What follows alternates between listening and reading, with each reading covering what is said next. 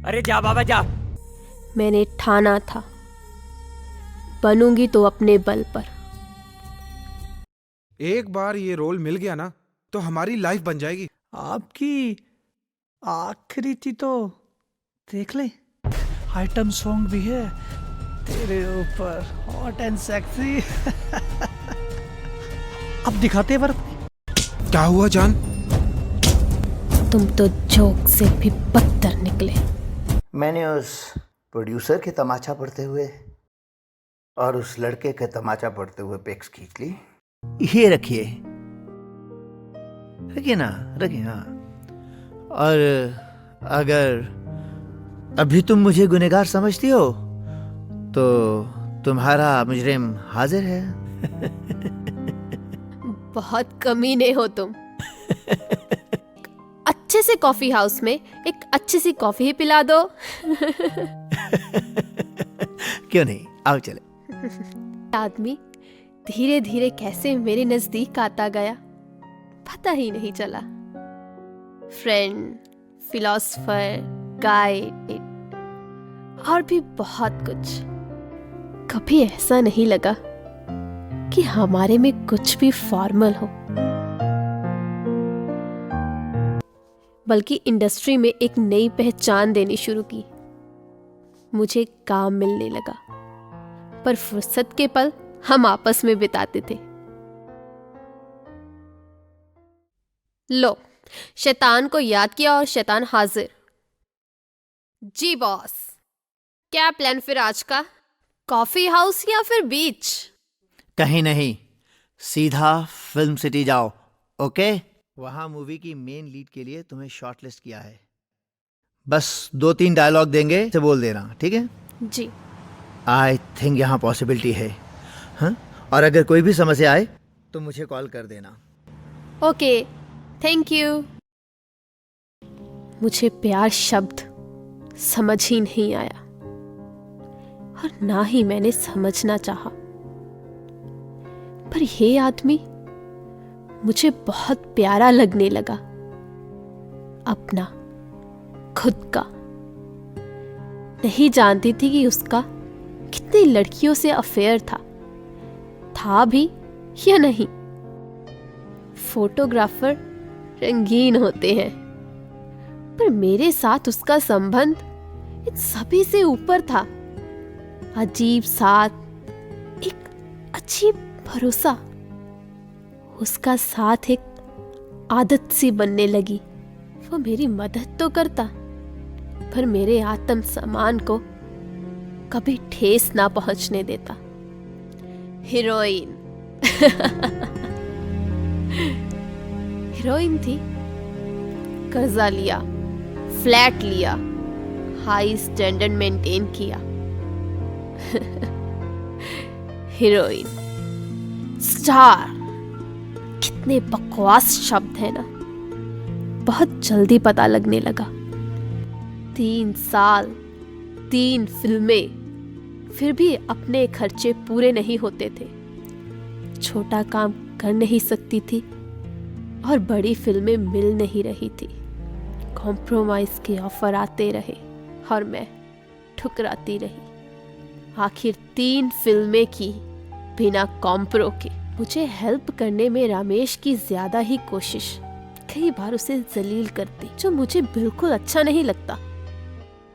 यार तू क्यों उसकी पैरवाई करता फिरता है? तुम उसे रोल के लिए एक बार ऑडिशन करके तो देखो। मुझे यकीन है कि अपनी सेक्रेटरी फिल्म के लिए जिस सेक्रेटरी की तुम्हें तलाश है वो तुम्हें इसमें मिल जाएगी।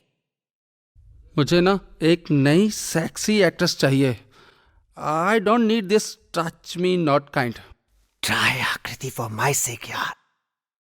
ओ कम ऑन, अब तुम बूढ़े हो रहे हो।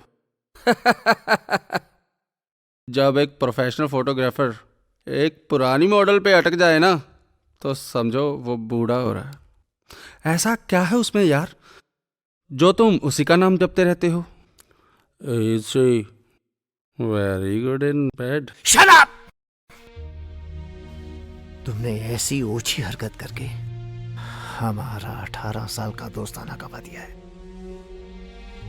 अगर कोई और कुछ ऐसा कहता ना तो मुंह तोड़ देता उस। दोस्त हूँ इसलिए मुंह पे बोल दिया, वरना तो लोग पीठ पीछे बोलते फिरते हैं कि धीर साबूत छुई मुई के पीछे दो हिलाते फिरते।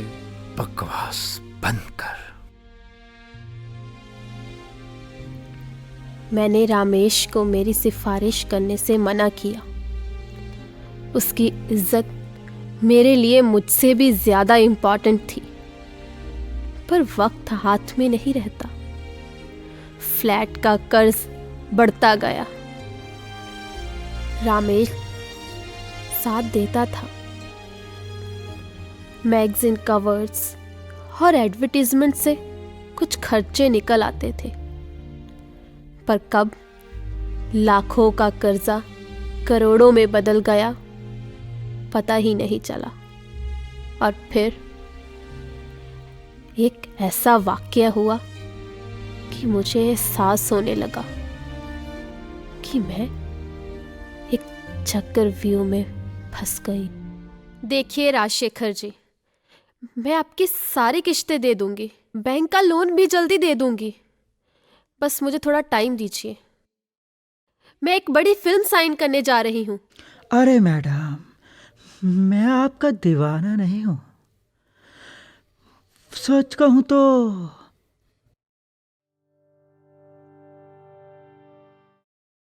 मुझे आप इतनी खूबसूरत भी नहीं लगती, वरना आपकी बातों में आ ही जाता। Mind your language. You mind. हम बात को जल्दी निपटाते हैं। पिछली बार आपने पुलिस फंक्शन में डांस करने से मना कर दिया था। तो क्या है, कमिश्नर साहब ने सभी प्रोड्यूसर्स को बोल दिया है, कोई भी उनकी इजाजत के बिना तुम्हें अपनी फिल्म में ना ले। और पुलिस वालों से कौन पंगा ले। पर एक रत्नाकर नाम का डायरेक्टर इस बात पर अड़ गया कि सेक्रेटरी नाम की फिल्म में उसे हीरोइन तुम ही चाहिए।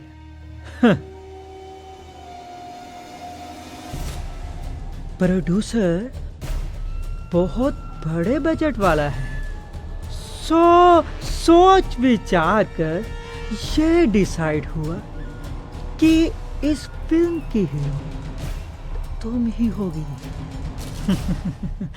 अब बस पुलिस फंक्शन में तुम्हें 2 परफॉर्मेंस देनी होगी, और परफॉर्मेंस देने के बाद कमिश्नर साहब और हमारे आका काली जी और प्रोड्यूसर साहब तीनों के साथ गुफ्तगू करनी होगी। और रात को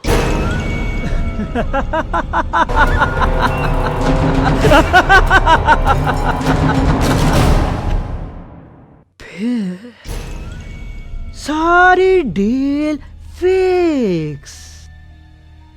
नहीं तो इस इतवार तुम्हारा सारा सामान इस घर के बाहर होगा।